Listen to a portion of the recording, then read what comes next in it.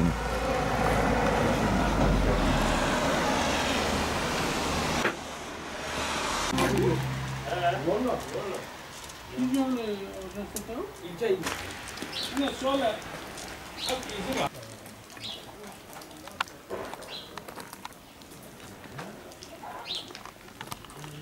Kış ayına girdik. Adıyaman'da artık sobalar kurulma mevsimi geldi. Alışverişler nasıl? Geçen seneye oranla bu sene kıyaslarsanız fiyatlar, alım gücü ne durumda? Biraz bahsederseniz. Haber Ajansı, hoş geldiniz. Teşekkür ederim. Şimdi bizim esnaf olarak sorunumuz bir tane iki tane değil. Bizde geçmiş yıllara rağmen bu sene işimiz bayağı düşük. Birinci sebep doların yükselmesiyle, yani geçen sene 750-800'e sattığımız kömürler yaklaşık 2 katına çıktı. Ve ne oldu?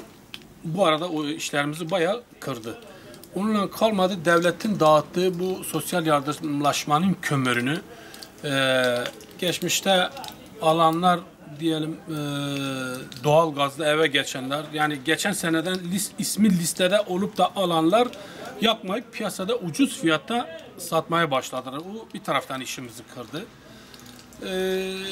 Yani şu anda geçmiş yıllara rağmen ancak işimiz 4'te birine, 5'te birine ancak düşebildi. Yani yapabiliyoruz.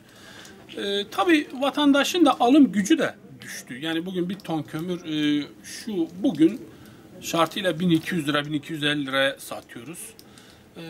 Bayağı bir düşüş oldu. Yani yetkililerin en azından bu dağıttığı kömürleri gerçek ihtiyaç sahiplerine verilse bizim zorumuza gitmez. Şimdi ihtiyaç sahiplerine gitmiyor, bu alıp arada ticari amaçlı satanlar oluyor.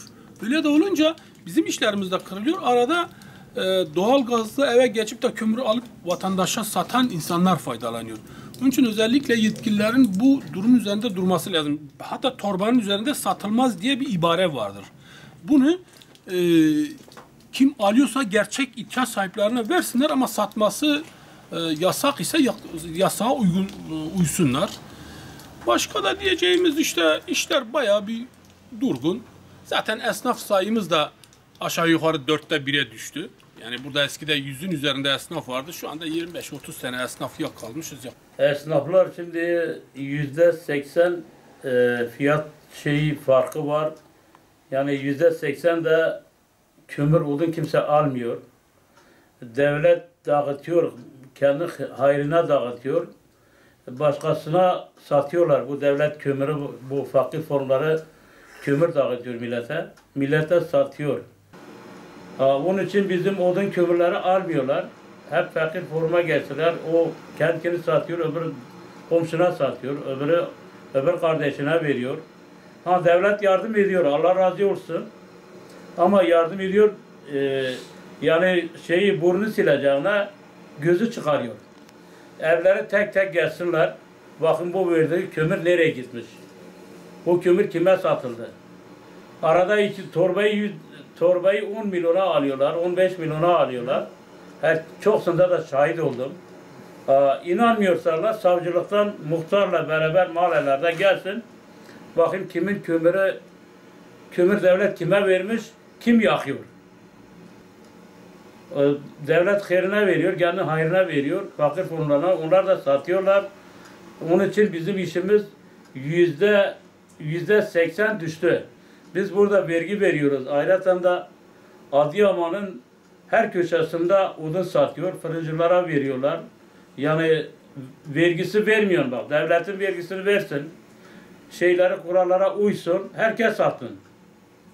Biz ona karşı değiliz. Biz en az senede burada 40 milyar vergiyle bir adam döküyoruz, sigortasını ödüyoruz, 40 milyar masrafımız var. Herkes zarar ediyor, 65 kişi burada oduncu vardı. Herkes kapattı, yani kendi rızasıyla gitmedi, zararla gitti. İflas etti gitti. Geçen yıla oranla fiyatlar çok yüksek. Bizim kömürlerimiz ithaldir. Rusya'dan ve Afrika'dan geliyor. İthal olduğu için de dolarla geliyor bunlar. Dolar da bu sene çok yüksek olduğu için fiyatlar da çok yüksek. Sadece odunumuz Adıyaman ve civarından temin ediliyor. O da TL ile olduğu için onda herhangi bir artış olmadı. Yani onda herhangi bir artış olmadı fakat kömürümüz ithal olduğu için çok yüksek. Odunda herhangi bir artış olmadı. Kömürümüzü geçen sene 700 TL ile 800 TL arasında verdik. Bu sene sezon başında dolar çok yüksekti. Onun için 1.500'den 1.600'den başladık. Dolar düştükçe fiyatlarımızı düşürdük. Şu an kömür fiyatlarımız Süperkok bu turuncu torbalar 1200-1250 arası satılıyor. Fiyatlar şu an böyle yani. Şu an bir ton kömür 1200 lira. Yani en minimum 1200 liradır yani. Ya bizim de bir karımız yok. Yani 700-800 liraya verirken karımız aynıydı. Şu an 1200 lira veririz yine karımız aynı. Bizim bir hatamız şeyimiz yok. Bu tamamıyla yani yetkililerin şeyi. Bu bir asgari ücretli 1200 liraya kömür alırsa bir ton daha odun alırsa 700 lira da odundur. 1900 lira, 100 lira da onun nakliyesi var 2000 lira. Yani bu nasıl geçinecek? Yani biz de anlamıyoruz. Bu insanların nasıl geçindiğini biz de bilmiyoruz. Bizim hükümetten, yetkililerden de istirhamımız şu an zaten Adıyaman'a doğalgaz geldi. Çoktan gelmiş. 3-4 yıldır. Doğalgaz zaten bizim işlerimizi bitirdi. Sağ olsunlar gariban fakir vatandaşa da kendileri veriyorlar. Onun herhalde gerekli şeyini de yapamıyorlar. Yani şu an birçok yere kömür veriliyor, devlet kömürü veriliyor. Onlar da doğal gaz çekmiş oluyor. Tutuyor bu sefer bunu el altından satıyor. El altından satması da bizim işlerimizi etkiliyor. Yani şu an ne gelen var ne giden.